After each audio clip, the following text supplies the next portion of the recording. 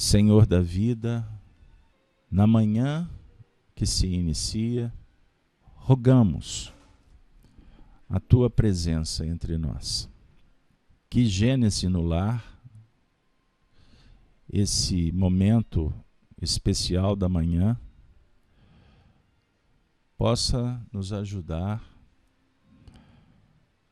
para conhecer um pouco mais da nossa realidade como seres espirituais, perceber a luz que está em nós e que é nossa,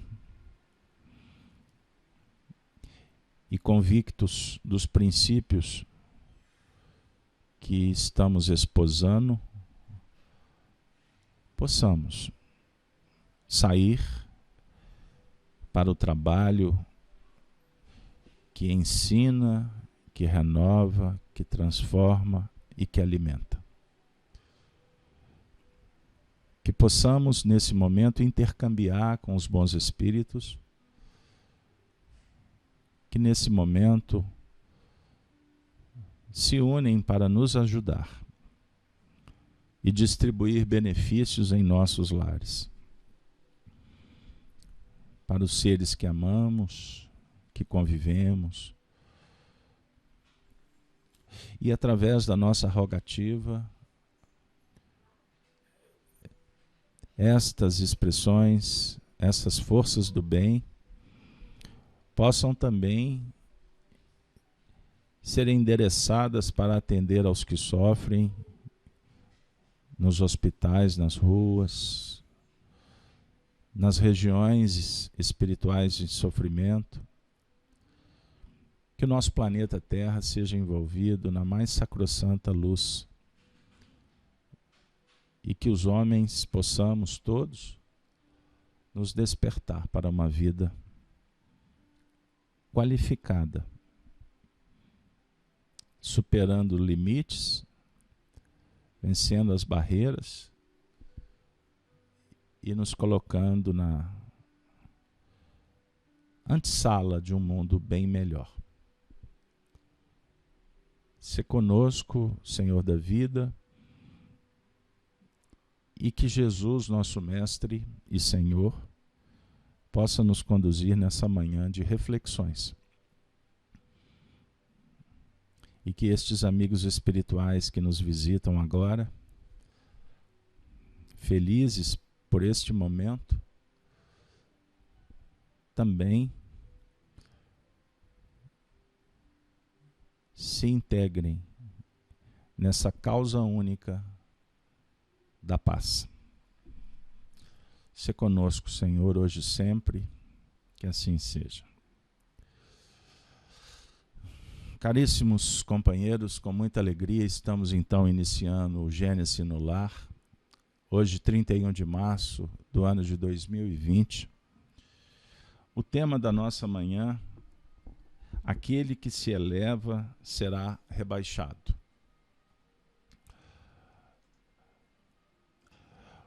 O tema da manhã: aquele que se eleva será rebaixado. Nós vamos trabalhar com o Evangelho segundo o Espiritismo no capítulo 7º. Eu vou fazer a leitura do item 3. E depois eu vou pular e ler o item 5. E em sequência, o comentário de Kardec, que é o item 6. Vamos ao Evangelho de Jesus, capítulo 18, versículo de 1 a 5. Por esta ocasião, os discípulos se aproximaram de Jesus e lhe perguntaram: quem é o maior no reino dos céus? Jesus, chamando assim um menino, o colocou no meio deles e respondeu: digo-vos em verdade que, se não vos converterdes e tornardes quais crianças, não entrareis no reino dos céus. Aquele, portanto, que se humilhar e se tornar pequeno como essa criança, será o maior no reino dos céus. E aquele que recebe em meu nome a uma criança, tal como acabo de dizer, é a mim mesmo que recebe. Agora o item 5. Jesus entrou um dia de sábado na casa de um dos principais fariseus, os religiosos da época, para ir fazer a sua refeição. Os que lá estavam e observaram, então, notando que os convidados escolhiam os primeiros lugares, propôs-lhes uma parábola, dizendo: quando fordes convidados para as bodas,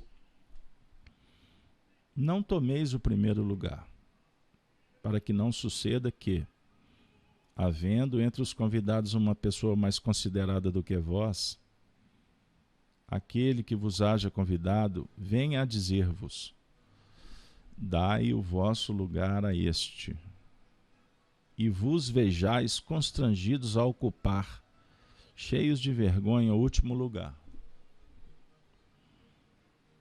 Quando fordes convidados, ide, colocar-vos no último lugar, a fim de que, quando aquele que vos convidou chegar, vos diga: meu amigo, venho, ou venha mais para cima.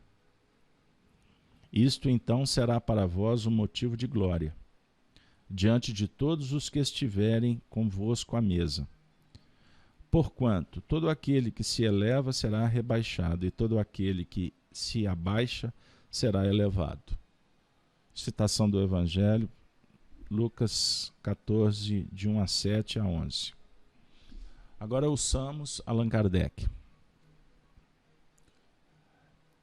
Estas máximas decorrem do princípio de humildade que Jesus não cessa de apresentar como condição essencial da felicidade prometida aos eleitos do Senhor, e que ele formulou assim, aspas: bem-aventurados os pobres de espírito, pois que o reino dos céus lhes pertence. Ele toma uma criança como tipo da simplicidade de coração e diz: será o maior no reino dos céus aquele que se humilhar e se fizer pequeno como uma criança, isto é, que nenhuma pretensão alimentar a superioridade ou a infalibilidade. A mesma ideia fundamental se nos depara nesta outra máxima: seja vosso servidor aquele que quiser tornar-se maior. E nesta outra: aquele que se humilhar será exalçado, e aquele que se elevar será rebaixado. Vamos lá. Uma interpretação dada por Allan Kardec para iniciar, vamos dizer assim, uma metodologia para que cada um faça a sua própria interpretação. O Espiritismo sanciona pelo exemplo a teoria, mostrando-nos a posição de grandes no mundo dos espíritos, os que eram pequenos na terra.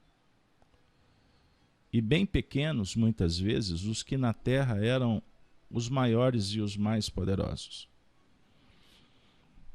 É que os primeiros, ao morrerem, levaram consigo aquilo que faz a verdadeira grandeza no céu e que não se perde nunca: as virtudes. Ao passo que os outros tiveram de deixar aqui o que lhes constituía a grandeza terrena, e que se não leva para outra vida: a riqueza, os títulos, a glória, a nobreza do nascimento, nada mais possuindo senão isso, chegam ao outro mundo privados de tudo, como náufragos que tudo perderam, até as próprias roupas. Conservam apenas o orgulho, que mais humilhante lhes torna a nova posição. Porquanto vêm colocados acima de si e resplandecentes de glória os que eles na terra espezinharam. O Espiritismo aponta-nos outra aplicação do mesmo princípio nas encarnações sucessivas, mediante as quais os que, numa existência, ocuparam as mais elevadas posições, descem, em existência seguinte, as mais ínfimas condições. Não procureis, pois, na terra os primeiros lugares, nem vos colocar acima dos outros, se não quiserdes ser obrigados a descer. Buscai, ao contrário, o lugar mais humilde e mais modesto, porquanto Deus saberá dar-vos um mais elevado no céu, se o merecerdes.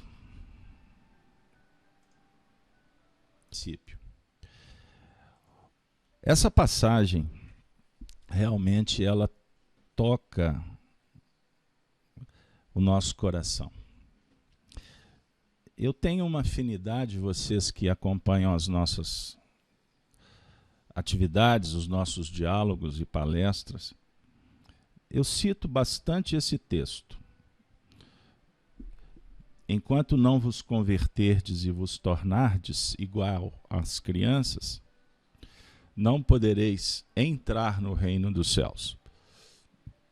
Abrindo um outro ângulo para corroborar, Jesus estava na casa de um intelectual, de um religioso, envolvido pelos aprendizes.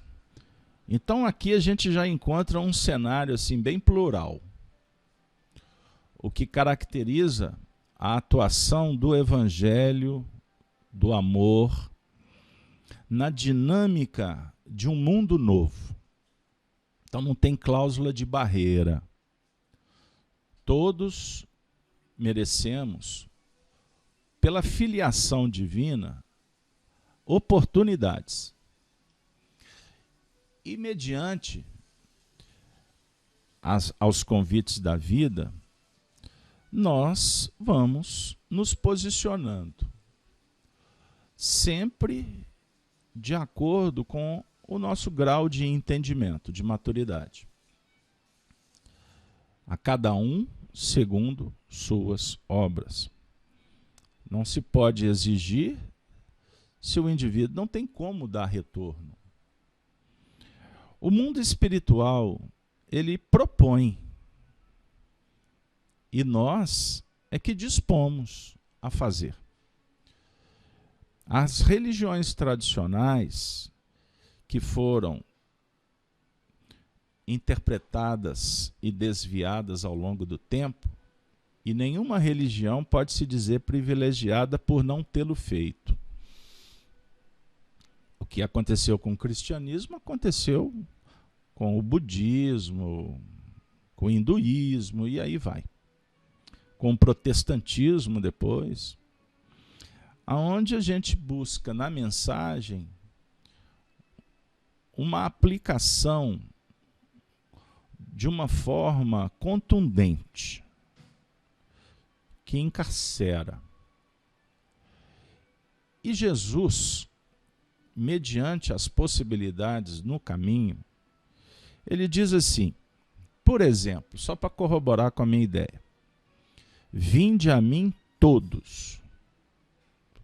Aí nós nos aproximamos. E é interessante porque o indivíduo pode pensar assim, então eu me aproximei, porque eu entrei para a religião. Não. Não é só isso. Aliás, ele chama o tempo todo, vinde a mim. Quando ele chama, a voz ecoa permanentemente. É como se fosse uma música que fica repetindo. Só que ela só é audível, ela só é percebida quando você abre o ouvido para registrá-la. Sabe aquela música que costuma o vizinho ligar para quem mora em comunidade como eu? Que nem sempre você tem muita opção. Aí costuma ser até um funk domingo de manhã, não é? Ou uma música de madrugada completamente fora de hora. Você não tem opção, você tem que ouvir. Essa é a música da terra. Com todo respeito a quem gosta de funk, tá? Só citei aqui como gradação de música. Eu estou escutando agora, para buscar até inspiração, porque eu sou movido na música, eu estou escutando Bach. Só que eu estou conversando com vocês. No momento em que eu estou falando, que eu estou desenvolvendo um raciocínio, eu me desconecto do Bach pela minha limitação sensorial. Mas quando eu volto para o Bach, ele está aqui tocando. A mensagem do Evangelho é mais ou menos assim. Ela é uma sinfonia de alta expressão, qualidade e eficiência, que ela está tocando numa vitrola, porque eu também sou antigo, né? Ela está tocando. Aí quando a gente para ouvir, opa, não parou de tocar. Quer dizer, essa mensagem ela é tão sublime, tão sutil, que ela não é invasiva. Mas aí vem, portanto, o movimento de querer ouvi-la. E no que remonta à filosofia, à verdade, os estudos mais aprofundados de espiritualidade, é necessário que haja um movimento que desperte o interesse para a verdade. Então Jesus não foi na casa de quem quer que seja para dizer assim, vim aqui pregar uma vida nova. Se trata de abrir a porta, tá bom? Não é assim que funciona. Ele só entra se ele for convidado. Aí na hora que ele entrar, porque você o chamou, ele aperta um botãozinho e fala assim, olha, agora escuta essa sinfonia. Para você escutar essa sinfonia, você tem que se perceber, primeiro, como alguém que está interessado em ouvir. Opa, ele é muito experiente, ele é autoridade, ele deve estar me dizendo uma coisa boa. Aí começa um movimento chamado humildade. Não se busca a verdade sem humildade. Não é? Humildade vem da palavra humus, do prefixo humus. Tem a ver com humanidade. Humus é um elemento que dá às margens do rio Nilo, de coloração escura, pastosa, que é extremamente fertilizante. Então nós temos que buscar a fertilização para colocar no terreno da nossa caminhada. Mantendo os pés no chão, compreendendo a destinação como seres que reencarnamos para sermos humanos. Ninguém te pediu nada mais do que ser humano. E para você conseguir, é necessário trabalhar esse entendimento e investir na virtude. Não dá para dissociar humanidade sem virtude, sem moral. E, naturalmente, o amor, que é a chama sagrada, que alimenta, que sustenta e que dá sentido à nossa vida. Sem amor você não sonha. Sem amor você não se entrega. O amor é a única força capaz de sublimar a inteligência para que o reino de Deus se estabeleça em definitivo nos domínios do coração. Vocês já me ouviram falar essa frase? Eu sou repetidor. Isso é uma frase do benfeitor e filósofo Emmanuel. O amor é a única força capaz de sublimar a inteligência. Aí quando ele fala do reino de Deus, o indivíduo já leva logo para a igreja, para o espiritismo, para a religião X. O reino de Deus é morada íntima. O reino de Deus está dentro de você. Por isso, trabalhar com humildade. E a criança fala para nós de sensibilidade. A Fernanda falou que a criança não pensa no amanhã. Aí eu digo mais, Fernanda. A criança acredita no pai. A criança sempre tem expectativa que o pai vai consertar o brinquedo dela quando o brinquedo quebrar. Aí, essa criança que confia no pai, é esse movimento que temos que implementar na nossa intimidade. Fé. Fidelidade a Deus. Fidelidade, então, se você possa não acreditar em Deus, você que vai ouvir o áudio um dia e nem tem vínculo com o projeto Gênesis, se você não acredita em Deus, eu refaço meu discurso e digo para ti, acredite na vida. Tenha fé em Deus, se não é o seu caso, tenha fé na vida. Aí o Raul Seixas diz, tente outra vez. Aí você tem que bradar, eu acredito. Não é, Celcinho? Eu acredito. Lutar, lutar, lutar. Esse é o nosso ideal. Vencer, vencer, vencer sempre. Superar todos os limites. Porque a força, o potencial está dentro de ti. Porque tu é um espírito, filho de Deus, a caminho da perfeição. O estudo do Evangelho, ele não é de particular interpretação. Todos que falaram aqui no espaço trouxeram notas, expressões como o que me chamou a atenção, a palavra forte que vibrou. Significa que cada um penetra nesta plataforma, linkado nas faixas superiores, e vai se despertar, e vai se descobrir. Eis o objetivo, nós nos percebermos, compreender quais os princípios que realmente têm a ver com a nossa caminhada produtiva, de uma vida qualificada. Lembrando que em meio a crises, pandemias, é sinônimo de oportunidade. Falei ontem, repito para o grupo hoje. Quem é materialista, que vibra na ganância, na ambição, nesse momento de crise, ele aproveita para projetar a sua sombra. É o político que quer que tudo fique mais desgraçado, ou é o outro lado que está sem saber o que fazer para resolver, ou quem está vendendo álcool gel que aumenta o preço, ou quem vende caixão, trabalha na funerária, está vibrando com a desgraça dos outros, enquanto a maioria está tentando aprender a lição.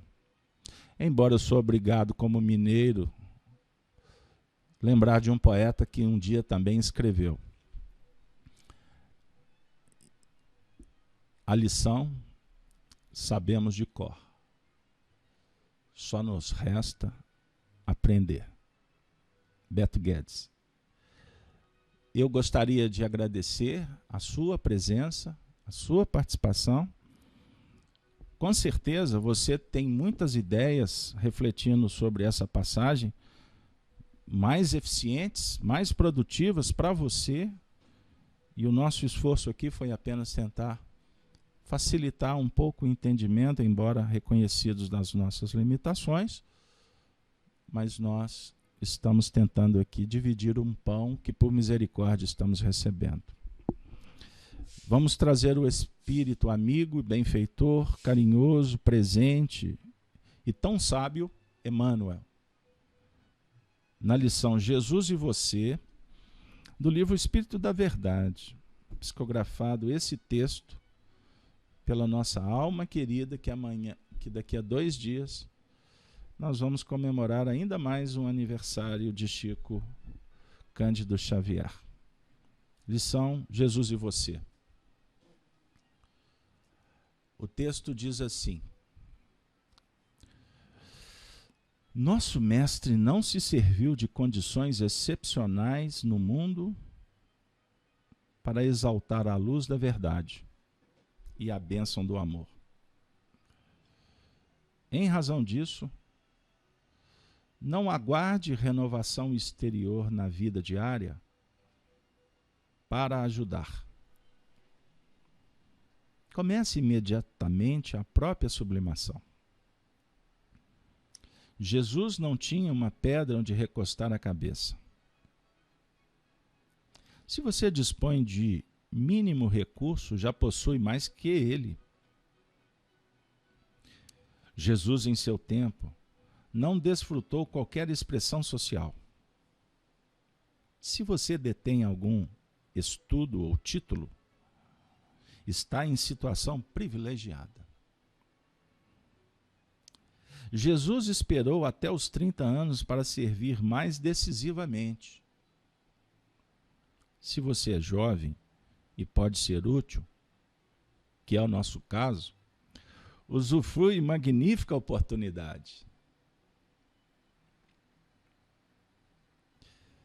Jesus partiu aos 33 anos. Se você vive na idade amadurecida, que também é o nosso caso, e dispõe do ensejo de auxiliar, agradeça ao alto, dando mais de si mesmo. Jesus não contou com os familiares nas tarefas a que se propôs. Se você convive em paz no recinto doméstico, obtendo alguma cooperação em favor dos outros, bendiga sempre essa dádiva inestimável. Jesus não encontrou ninguém que o amparasse na hora difícil. Se você recebe o apoio de alguém nos momentos críticos, saiba ser grato. Jesus nada pôde escrever. Se você consegue grafar pensamentos na expansão do bem, colabore sem tardança para a felicidade de todos. Vemos assim que a vida real nasce e evolui no Espírito eterno e não depende de aparências para projetar-se no rumo da perfeição. Jesus segue à frente de nós. Se você deseja acertar, basta apenas segui-lo. O convite é: sigamo-lo, pois. André Luiz. Senhor Jesus, amigo e mestre, ajuda-nos, nós te suplicamos.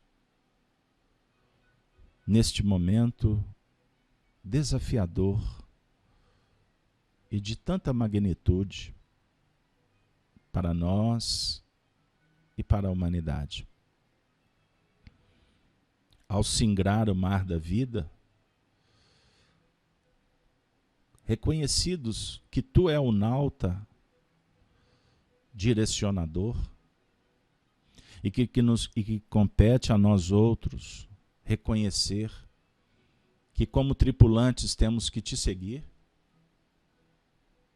Jesus, conceda-nos a oportunidade do trabalho, a bênção do servir e a hora justa para a renovação.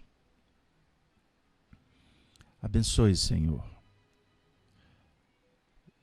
o movimento do progresso e que nós, em humanidade, compreendamos o nosso papel e possamos, assim, humildemente, dar a nossa cota a nossa migalha, mas com a convicção que tu irá direcionar o bem. E a nós, por certo, a felicidade de poder sempre mais dar. Porque realmente o nosso coração sente, nas poéticas expressões de Francisco de Assis, que esta equação é sublime. É dando que se recebe. É perdoando que seremos perdoados. E é morrendo que renasceremos para a vida eterna. Muito obrigado, Senhor.